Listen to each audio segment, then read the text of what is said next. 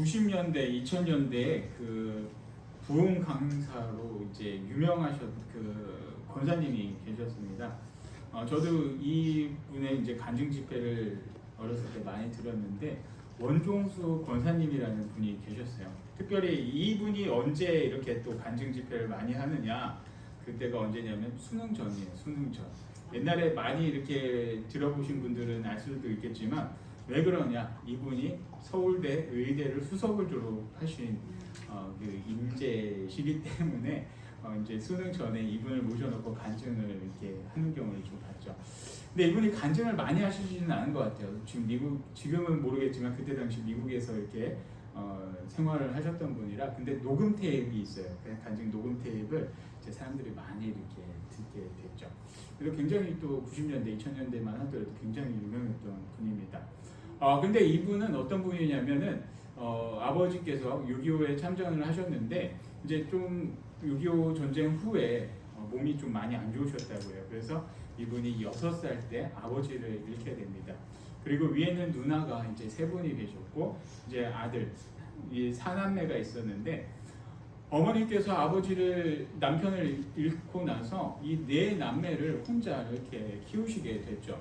근데 얼마나 힘드시겠어요. 그때 당시 어렵고 못 먹고 못 살던 때에 이 4명의 그 자녀들을 키우려다 보니까 너무나 이게 인생 자체가 고되던 삶이었죠. 그러다 보니까 어머님께서 정말 신앙에 매달릴 수밖에 없었던 환경이었습니다. 그래서 자녀들을 데리고 매 저녁마다 기도하고 매 새벽마다 교회 가서 새벽 기도를 열심히 하셨던 그런 분이셨어요. 그런데 이러한 상황 속에 있다 보니까 이 아들, 이 원종수 권사님 같은 경우는 또 어떻겠습니까? 공부를 그렇게 썩 잘하지는 못했었죠. 당시 이제 뭐 명문고라는 대전고등학교를 다니기는 했지만 대전고등학교 480여 명 되는 학생 중에 한 410등 정도 이렇게 했었다고 해요. 그러니까 공부가 이제 성적이 떨어지니까 하루는 선생님이 불렀대요. 불러서 야 종수야, 가정도 어렵고 힘든데 너 공부 이렇게 하면 안 되지 않겠느냐, 조금 더 어머니를 생각해서라도 공부를 해야 되지 않겠느냐, 이렇게 말씀을 하셨다고 합니다. 그래서 이분이 공부를 시작을 했다고 해요. 근데 공부를 할 때 어떻게 했냐, 구약 한 장 그리고 신약 한 장을 보고 또 기도를 하셨대요. 하나님, 제가 공부하는 게 하나님의 영광을 위해서 사용되게 하여 주시옵소서, 이렇게 기도를 하고 공부를 했다고 합니다. 근데 어느 날 이제 책을 한 번 보고 한 2번 읽고 싶은 마음이 들어서 2번을 읽었다고요. 2번을 쭉 읽고 이제 읽었는데 오늘 갑자기 머릿속에 이 책이 그냥 전체가 다 이렇게 들어왔다라고요. 머리를 이렇게 싹 넘기면은 책장이 한 장 한 장 한 장 막 넘어가는 그런 역사가 일어났다고 합니다. 그래서 이제 그 다음에 시험을 보는데 어떤 결과가 나왔냐면 480여 명 중에 전교 5등까지 올라갔다고요. 왜냐하면 책이 머릿속에 다 있기 때문에 이렇게만 하면 책이 다 보인다는 거예요. 이렇게 하면 넘어가고 이렇게 하면 또 넘어가고. 그래서 보니까 이제 당신은 책만 2번만 보면은 모든 책들이 다 머릿속에 있어서 그 다음부터는 항상 상위권을 유지했고 그리고 서울대 의대를 들어갈 수가 있었다라는 그런 이야기를 하셨죠. 근데 1등은 하지 못했대요. 서울대를 가는데 수석을 하지는 못했는데 그 이유가 뭐냐면 수학 때문에. 왜 그러냐면 수학은 책에서 그대로 안 나오기 때문에 책을 아무리 찾아봐도 답을 찾을 수가 없었다고 합니다. 그래서 수학 때문에 1등은 못했지만 서울대 의대를 수석으로 졸업했다라고 합니다. 근데 이분 얘기를 왜 이렇게 계속 하시는지 알겠죠? 근데 수석을 하고 이제 미국으로 건너가서 그때 당시 이제 세계적인 암 권위자가 되신 분이죠. 근데 이분이 항상 얘기하는 것은 무엇이냐면 정말 때로는 우리가 볼 때, 저도 어렸을 때 이분의 간증을 듣고서 그런 생각을 한 적이 있습니다. 공부하기 전에 책 펴놓고서 하나님, 제가 하나님 영광 위해서 공부하겠습니다. 사실은 제 욕심을 위해서 공부를 이렇게 하고 책을 외웠지만 그런 가식적인 기도를 하면서 그 공부를 했던 기억이 있습니다. 물론 결과는 하나님께서 그런 은사는 제게 주시지는 않으셨습니다. 근데 이분도 이렇게 간증을 하면서 이렇게 다니지만 하나님께서 또 이렇게 놀라운 은혜를 주셨어요. 놀라운 역사를 이분을 통해서 이루어 주셨죠. 그렇지만 단순히 이분이 기도하고 말씀만 본다고 해서 그런 일들은 이루어지지 않았습니다. 이분의 간증도 처음부터 끝까지 다 들어보면은 정말 하나님 앞에 처절하게 살았던 인생도 있었고, 그리고 그의 삶 가운데 자신의 학업을 위해 정말 처절한 삶을 살았던 그의 간증이 담겨져 있습니다. 지금도 유튜브를 찾아보면은 원종수 권사 치면은 많이 이렇게 떠돌아다니고 있어요. 나중에 시간 되실 때 한번 들어보면 좋겠는데, 그분이 얘기하시는 건 그거예요. 자신이 성경, 구약 성경 한 장, 신약 성경 한 장 읽고 매일 기도하고 하루를 공부를 시작했지만 그 어려운 환경 속에서 하루에 3시간 이상을 잔 적이 없다라는 거예요. 어려운 삶 속에서 자신의 생계를 위해서 돈도 벌어야 했고, 그러다 보니 줄일 수 있는 시간은 자는 시간밖에 없었다는 거예요. 그래서 말씀 보고 기도하고 이런 삶을 살아가고 자신의 돈벌이를 위해 돈도 벌고, 그리고 그 공부까지 해야 되니 너무나도 치열한 삶을 살았다는 거예요. 그러다 보니 그때 하나님께서 이분에게 그런 은혜를 주시고 또 그렇게 놀라운 그 역사를 이루어 주셨다는 거예요. 근데 이제 잘못된 분들, 저 같은 사람들 같으면 하나님 주세요 하고 했지만 정말 그 하나님을 향해 자신의 신앙을 지키기 위해 모든 것을 내려놓고 포기하고, 그리고 이 신앙을 위해 정말 처절한 몸부림을 쳤던 이 권사님에 대해서 이 신앙 간증을 통해서, 그리고 그리고 나타난 그 결과를 통해서 알 수가 있죠. 오늘 이 성경 말씀 다니엘서를 보면은 또한 그런 비슷한 또 상황이 놓여져 있습니다. 바로 오늘 성경의 말씀의 주인공인 다니엘이 그런 사람이죠. 지혜의 사람, 또 위대한 사람, 우리 자녀들이 어떤 사람처럼 됐으면 좋겠냐라고 했을 때 많이 꼽는 사람 중에 하나가 바로 이 다니엘입니다. 근데 다니엘도 정말 하나님 앞에 철저하게 신앙을 지키기 위해 처절한 몸부림을 가졌던 그러한 사람이었습니다. 지난주에 이렇게 말씀을 드렸듯이 다니엘이 살았던 시대가 어느 시대였냐면 바로 이 조국 유다가 멸망당하고 다니엘과 그의 친구들은 포로로 잡혀가게 됩니다. 근데 이 바벨로니아라는 제국의 느부갓네살 왕의 정책에 의해서 지역 인재들, 각 나라의 귀한 자원들을 이렇게 다 등용해서 쓰는 그런 정책으로 인해서 이 다니엘과 세 친구들은 특별 관리를 받게 됩니다. 좋은 음식을 먹이게 되고, 그리고 또 당대 최고의 학문을 배울 수 있는 그런 기회가 이들에게 놓여지게 됩니다. 지난번에 이렇게 지도를 잠깐 보여드렸듯이 이 지역도 우상숭배 문화가 굉장히 심각했던 그런 지역이었습니다. 그러니 고기랑 포도주 같은 경우는 이 신전을 한번 갔다 온 음식이기 때문에 다니엘은 이 음식들을 거부하게 됩니다. 근데 한번 생각해 보세요. 왕이 먹으라고 한 이 음식을 거부한다는 것은 정말로 목숨을 내놓고 할 수밖에 없는 것입니다. 왕의 명령을 거부하고 나는 내 뜻대로 살 거야 라는 그런 것을 선포해버리는 상황이죠. 근데 이런 이야기를 했을 때 황관장이 너무나도 당황스럽죠. 만약에 정말 이 다니엘과 이 친구들 말대로 고기와 포도주를 안 먹고 채식과 물만 줬을 때 이 아이들에게 조금이라도 잘못된다면 왕의 명령을 듣지 않은 그 황관장 자신부터 처형을 받을 수 있는 그런 상황이기 때문에 이 황관장부터 많이 긴장되고 두려울 수밖에 없습니다. 그때 이 다니엘은 이야기를 합니다. 무조건 내가 하나님을 믿기 때문에, 내가 하나님을 신뢰하기 때문에 당신도 내 말을 따라 들으세요 라는 것이 아니라, 이 다니엘은 기도하면서 하나님께서 지혜를 주셨던 사람이기 때문에 그렇게 막무가내로 하지 않았다라는 거예요. 그래서 다니엘이 이 황관장에게 이야기를 했던 것은 바로 앞서 나간 12절 말씀 다시 한번 보겠습니다. 청하오니 당신의 종들을 열흘 동안 시험하여 채식을 주어 먹게 하고 물을 주어 마시게 한 후에 13절 당신 앞에 우리의 얼굴과 왕의 음식을 먹는 소년들의 얼굴을 비교하여 보아서 당신이 보는 대로 종들에게 행하소서 하매 라고 말씀을 하고 있죠. 무조건 하나님의 말씀이고 내가 이 하나님을 믿는 사람이라 내 뜻대로 내 생각대로 하겠습니다, 이게 아니라는 거예요.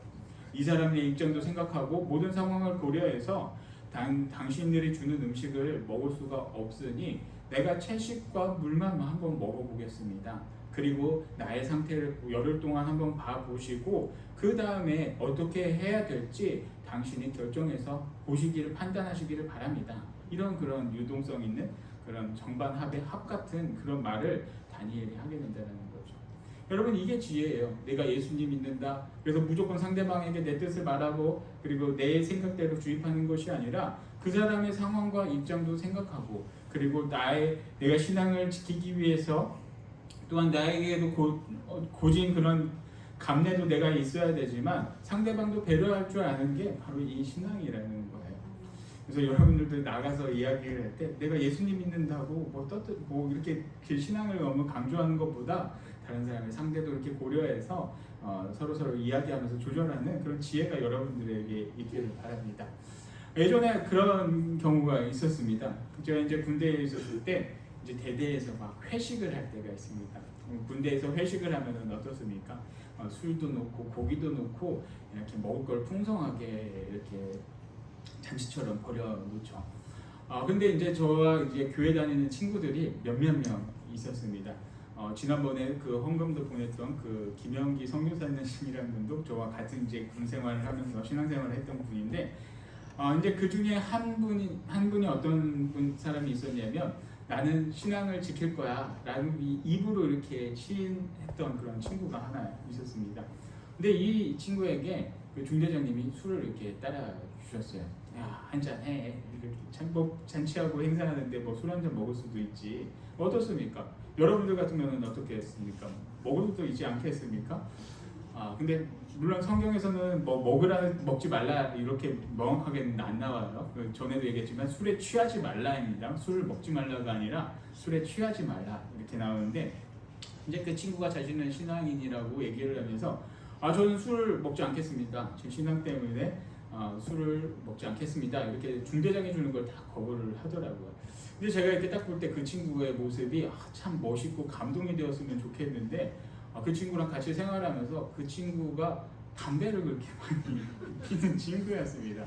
뒤에 가서는 우리들끼리 있을 때 막 담배도 많이 피고 뭐 이상한 짓도 많이 하면서 중대장이 술 따라준다고 저는 신앙적인 이유로 술을 마시지 않겠습니다 라는 이야기를 하는데 속으로 너무나 반감이 들더라고요. 그럼 너의 행동이 똑바르고 하나님을 위해서 정말 헌신적인 그런 모습이 있다라고 하면은 너의 그런 모습이 참 멋있겠지만 뒤에 가서는 뭐 할지 못할지 다 하면서 중대장이 앞에서 술 따라준다고 저는 신앙적인 이유로 술을 먹지 않겠습니다. 너무 이게 보기가 좋지가 않더라고요. 그래서 제가 그 따라주는 술을 그 반컵의 소주를 마셨어요. 제가 마시고, 왜냐하면 저는 제 삶에 이렇게 떳떳함이 없었기 때문에 감히 신앙을 팔아가면서 못하게 거부를 하지 못하겠더라고요. 그래서 주는 거를 이제 한 조금 마셨던 그런 경험이 있습니다. 근데 저는 사실 술을 좋아해서 마신 거는 아니에요. 저는 저희 부모님이나 다 이렇게 술이 약한데 그래서 그 반잔의 그 술을 마시고 그대로 제가 이제 좀 괴로웠던 그런 때였죠. 다른 사람은 다 즐겁게 놀 때 혼자서 어디 구석 가서 계속 2시간 동안 개어내고 밤에 잠도 못 자고 이제 그런 상황에 놓여졌죠. 그게 너무나 이제 거북하게 한 모습이라 생각이 돼서 이제 그렇게 했는데, 신앙은 그런 게 아니에요. 자기가 이로울 때, 난 이로운 거, 하나님, 나 신앙생활하면서 나에게 좋은 거, 이런 건 제가 받겠습니다. 이거는 제가 싫으니까 제가 안 받겠습니다. 하나님 이름을 팔아가면서 내가 좋은 것만 받고 좋은 것만 취하고 하는 것이 아니라 고통과 괴로움 이런 모든 것도 다 감내를 해야 되는 거예요. 그리고 싫은 게 있다라고 하면은 내가 신앙을 위해서 그것을 지켜야 된다라는 거예요. 다니엘의 신앙은 그런 겁니다. 내가 힘들고 괴롭다라고 하더라도 하나님에 대한 내 신앙을 지키기 위해서 내가 감내하겠습니다. 싫은 것만 안 받겠습니다. 이게 아니라 싫건 좋건 간에 하나님의 말씀이기에 다 아멘하고 받고 그것을 이겨낸 것이 바로 다니엘의 신앙이라는 거예요. 앞으로도 계속 이 성경책 다니엘서를 보면 나오겠지만 다니엘은 좋은 것만 취하지 않았습니다. 그리고 어디 성경에 술을 먹지 말라가 나왔습니까? 술에 취하지 말라라는 거예요. 그것도 이제 그 디모데전서를 이렇게 보다 보면은 이 사도 바울이 디모데에게 편지를 씁니다. 너가 몸이 좋지 않으니 포도주를 너희가 쓰는 것이 좋다. 포도주가 너에게 유익한 것이 좋다라고 그렇게 기록을 합니다. 위장병이 있었던 이 디모데에게 당시 물이 너무나도 안 좋았던 상황 속에서 이 디모데에게 포도주를 권한다는 거죠. 그리고 이제 디도서에서 술에 취하지 말라라고 이야기를 하는데 술에 취한다는 것이 어떤 의미가 담겨져 있겠습니까? 바로 우리가 술을 마신다는 상황을 한번 생각을 해보세요. 처음에 습관적으로 마신다고도 할 수 있지만 우리가 술을 많이 마시는 그런 상황 중에 하나가 무엇이냐면 바로 그 괴로웠거나 힘들거나 어려움에 처했을 때 또한 많이 마신다는 거예요. 그리고 담배를 피지 말라는 말이 성경에 없다고 담배 피는 사람들이 있는데 담배도 피면 안 되는 거예요. 왜? 우리가 의지할 게 뭐냐는 겁니다. 담배를 피는 이유가 뭡니까? 제가 그래가지고 이 말씀에서 고민하다가 담배에 대해서 사전을 찾아보니까 담배가 합법적인 마약 물질이라는 거예요. 이 법으로 인정한 마약성 성분을 갖고 있는 것이 담배라는 거예요. 담배를 피우는 이유 중에 하나가 무엇이냐면 나의 기억을 잊는다는 거예요. 나의 괴로움을 잊고 나의 어렵고 슬픈 일, 이 순간을 잊고 싶은 마음에 담배를 습관적으로 피는 사람들도 굉장히 많다라는 거예요. 그리고 마약에 중독되고, 물론 흔히들 얘기하는 거는 술, 담배가 우리의 몸은 하나님이 있는 성전이기 때문에 성전을 소중히 해야 된다, 그런 의미도 있지만 바로 이 술과 담배를 의존함으로써 우리가 하나님께 더 기도해야 될 때 기도를 하지 않는다는 거예요. 하나님을 의지하지 않고 하나님을 신뢰하지 않고 술과 담배를 향해서 나간다는 겁니다. 그렇기 때문에 술과 담배를 하면 안 되는 거예요. 그런데 담배를 하지 말라, 성경이 없기 때문에 한다? 그때는 담배가 없었으니까 담배 하지 말라는 말이 없었죠. 그런 말을 쓰면은 안 됩니다. 물론 여기 계신 분들은 술, 담배 다 안 하지만 혹시나 누가 물어본다면 그런 개념을 잡고 이야기해 주시면 좋겠다 싶습니다. 그래서 술이나 담배나 이 모든 것을 상황에 맞게 해야 되는데 저는 안 하면 좋겠다라고 이렇게 말씀을 드릴 수 있습니다. 그런데 여기서 말하는 것처럼 제가 방금 얘기했던 그 친구와 이 다니엘을 한번 보십시오. 힘들고 어렵다고 신앙을 버리는 게 아니에요. 나중에 이 다니엘 같은 경우도 목숨을 내놓을 수밖에 없는 그런 상황에까지 몰립니다. 하나님에 대한 신앙을 지키기 위해서 내가 매일매일 시간을 정해놓고 기도를 해야 되는데 이 이방인들이 그것을 모함을 해요. 그것을 모함을 하고 잡아서 죽을 수밖에 없는 상황 속에서도 하나님께서 구해주지 않습니까? 신앙은 바로 그런 거예요. 내가 이렇게 좋을 때만 하나님을 찾고 하나님께 기도하고 나아간다는 것이 아니라 괴롭고 어렵고 좋거나 어떤 항상 모든 일 가운데 하나님께 기도하고 하나님의 말씀을 듣고 그 말씀대로 따라가야 한다라는 겁니다. 그래서 신앙이라는 것이 굉장히 이렇게 중요하죠. 내가 싫은 것만 버리는 그런 게 아니라 모든 이 말씀들을 듣고 받아들이며 그 말씀대로 살아가야만 한다라는 겁니다. 다니엘은 그 말씀대로 이렇게 살아갑니다. 그리고 어렵거나 모든 일 가운데 기도함으로써 또 하나님께서 주시는 그 지혜로 그의 모든 그 행정 업무와 모든 일들을 다 처리하게 됩니다. 그 결과 어떻게 됩니까? 바로 오늘 말씀을 보면은 20절 말씀입니다. 왕이 그들에게 모든 일을 묻는 중에 그 지혜와 총명이 온 나라와 박수와 술객보다 10배나 나은 줄 아니라. 이렇게 말씀을 하고 있다는 거죠. 하나님께서 그들에게 지혜를 주심으로써 모든 것을 다 통달할 수 있게 했다는 거예요. 꿈을 해몽할 수 있고 그 문학과 모든 것을 다 알 수 있게 해주셨다는 거예요. 그리고 채식만 했지만 다른 사람들보다 더 피부가 좋게 해주시고 윤리나게 해주시고 광택이 날 수 있도록 하나님께서 이들을 도와주셨다는 겁니다. 바로 그렇습니다. 여러분들 살아갈 때 정말 이 말씀을 한번 붙잡고 살아가기를 바랍니다.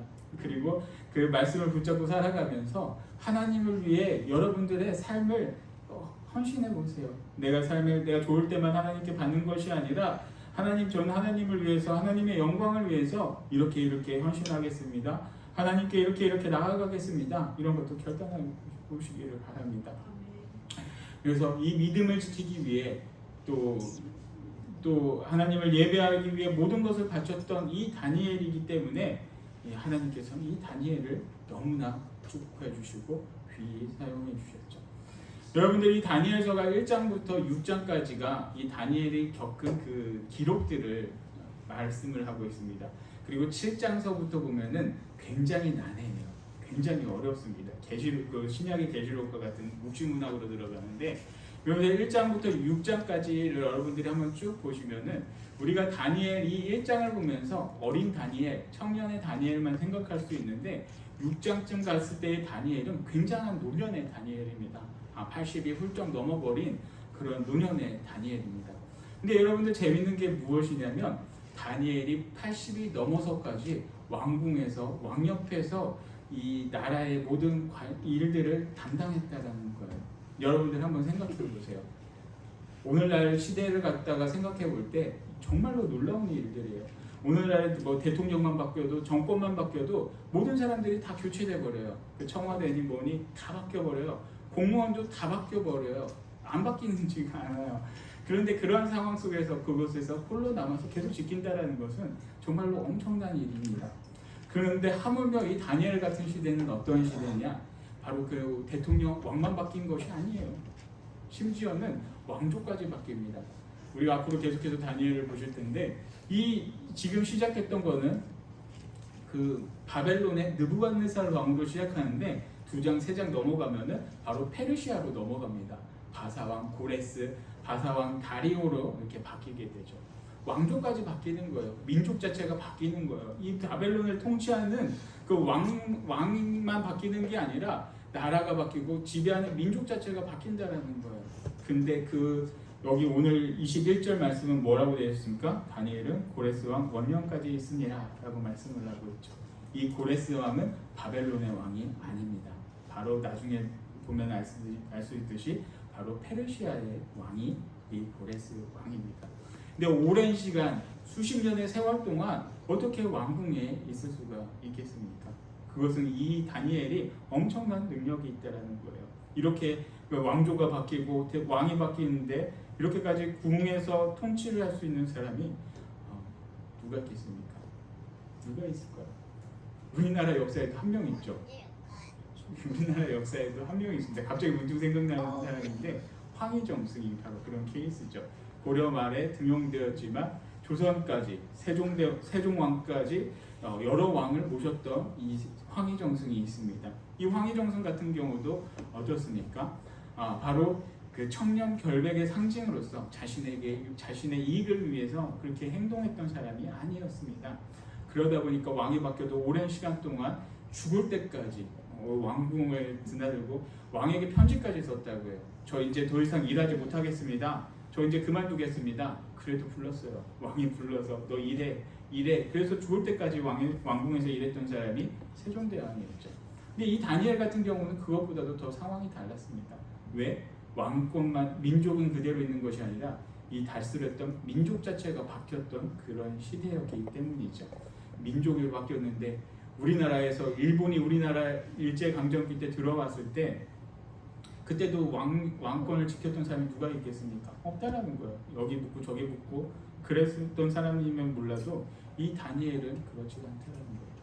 왕권이 바뀌고 민족이 바뀌고 지배하는 모든 사람이 바뀌었어도 이 다니엘이 그 왕궁에서 있을 수밖에 없었던 이유는 다니엘은 세상에 아부하는 사람이 아니었습니다. 이 왕에게 아부하고 저 왕에게 아부하고 내가 상황에 따라서 이 사람 저 사람 이 사람에게 굴복했던 사람이 아니었다라는 거예요. 그는 그를 두려워하지 않았습니다. 그가 두려워했던 것은 유일하신 하나님 한 분밖에 없었다는 거예요. 그래서 목숨을 내놓고 기도를 했고 자신의 신앙을 지키기 위해 모든 것을 바쳤던 사람이 이 다니엘이었습니다. 그렇기 때문에 이 다니엘은 민족이 바뀌고 통치자가 바뀌고 왕이 바뀌고 자신이 섬겼던 그 왕이 처형당해서 죽었을지라도 다른 왕도 그의 능력을 인정했기 때문에 이 다니엘은 많은 왕을 섬기고 그의 노년까지도 궁정에서 붙잡아 놓았다는 겁니다. 사랑하는 성도 여러분, 여러분들에게도 이러한 지혜가 있기를 바랍니다. 하나님의 말씀, 이 신앙을 붙잡을 때 나에게 좋은 것만 붙잡지 마세요. 나에게 때로는 불필요하고 나에게 때로는 어려움이 겪을지라도 이 하나님의 말씀이기 때문에 믿고 시험하면서 여러분들이 살아가기를 바랍니다. 세상에서 가장 두려운 분이 하나님임을 고백하고 그리고 세상의 권력, 그 군수가 뭐 대단하겠어요? 도지사가 대단하겠어요? 대통령이 뭐 그러겠어요. 이거 여기 유튜브 나갔다가 대통령이 되면 좀 어떻게 될 수도 있겠지만 하여튼간 대통령, 뭐 군수, 도지사 다 필요 없어요. 다 그거보다도 더 높으신 분이 정말 하나님 한 분밖에 없습니다. 여러분들 인생에서 가장 위대하시고 가장 두려워할 분이 하나님 한 분이라는 거예요. 그 하나님을 경외하면서 하나님 앞에 무릎 꿇고 기도함으로써 하나님께서 이 다니엘에게 주셨던 이 지혜가 여러분들에게 있기를 바랍니다. 여러분들이 뭐 인생이 다 뭐 어쩌고저쩌고 한다면 여러분들의 자녀에게 이러한 다니엘의 지혜가 있기를 축복합니다. 그래서 여러분들의 자녀들이 이 다니엘처럼 하나님을 두려워하고 하나님을 경외함으로써 정말 이 다니엘처럼 오랜 시간 이 나라 이 땅을 통치하고 하나님의 지혜로 통치할 수 있는 그런 민족의 지도자들, 빛과 소금의 역할을 감당할 수 있는 여러분들 모두가 되기를 축복합니다.